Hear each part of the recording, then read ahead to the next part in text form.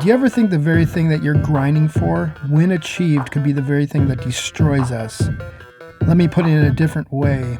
You learn and you grow and become more creative so that you have a viable product, which brings you success. And that success brings you everything you ever wanted so that you have no more fight to be creative, which nullifies the very thing that fired you up in the first place. How long does it take to find out that Lambo, the big house, and all the food and drink you can imagine does not fulfill you? So what do we do in this miserable pursuit?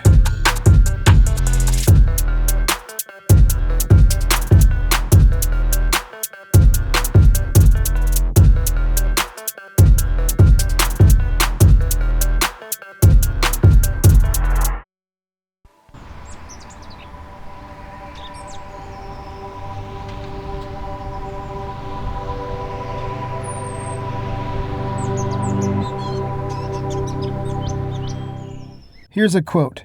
Some people die at age 25 and aren't buried until they are 75, end quote. Who is the contented man? Is he lazy and complacent, unwilling to get out of his comfort zone to pursue something that is bigger than himself? Or is he the man that through some circumstance gained wealth and his days are filled with pleasure? Neither man contributing to the better of our human existence.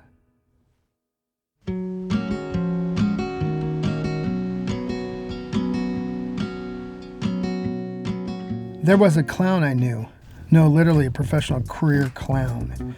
Him and his wife would throw these elaborate parties with fire breathers and crazy stuff. These were parties people would look forward to all year long. And he says to me, "It takes work to have fun." I got it. I knew what he was talking about from doing my own parties. They're a pain in the ass, but people do have fun. Here's an anecdote. My wife would rather paint the mountain than trudge through hours of pain to get to the reward of being on top of the killer view. Unlike her, I somehow enjoy the pain of things, knowing that there'll be some piece of paradise at the end. She's not lazy, she's diligent. Hard-working person, just won't put herself through pain. Ironically, she had 4 kids, all natural, not even one single epidural. Fucking champ.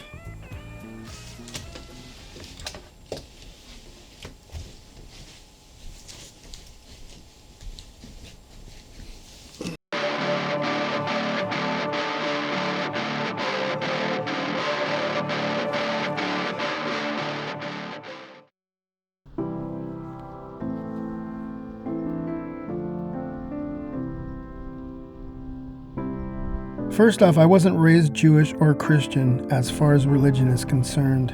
Through a whole other story, I came to believe in Yeshua in my late 20s. I came across this directory that had this church address. Curious, I rode my bike there on a Friday night just to check it out. I went to the front, it was all dark and locked up. But I heard some music coming from the side of the back building. Rode my bike over and this dude pops his head out of one of the doors and asks me, "What are you looking for?" in a kind of protective voice. I respond with, "Jesus?" His face brightens up and says, "Come on in." Ex-prostitutes, ex-gang members, folks straight out of prison, a very unsavory group of worshipers. I started attending regularly. Part of their fresh out of prison duties was to set up church services. The ex-cons lived and drove together. I came by early one time and they were having prayer time. This one guy, visibly louder than the rest, pleading out on his knees, "Give me what I deserve! Give me what I deserve!" He had only been out of jail for 6 months. He thought God owed him something, or he put his time in with the Lord, and he was like, "Where's my blessing?"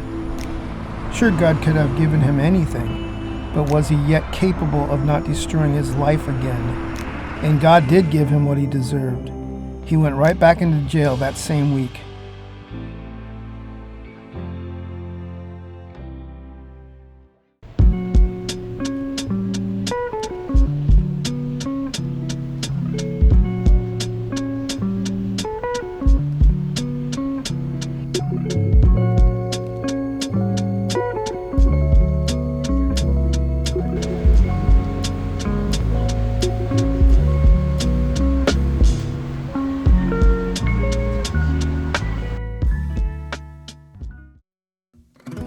We endlessly grind and push boulders as if we were trying to get out of purgatory, not satisfied being where we are at, and at the same time knowing that the best part of it is the journey, as far as what those really successful rich motherfuckers tell us, because I don't know. So we're stuck in the middle, in limbo, just driving those nails in. What a meaningless pursuit. I guess that's why the Ecclesiastes teacher says, I know that there is nothing better for man than to be happy and do good while he lives. That each of them may eat and drink and find satisfaction in all their toil. This is the gift of God.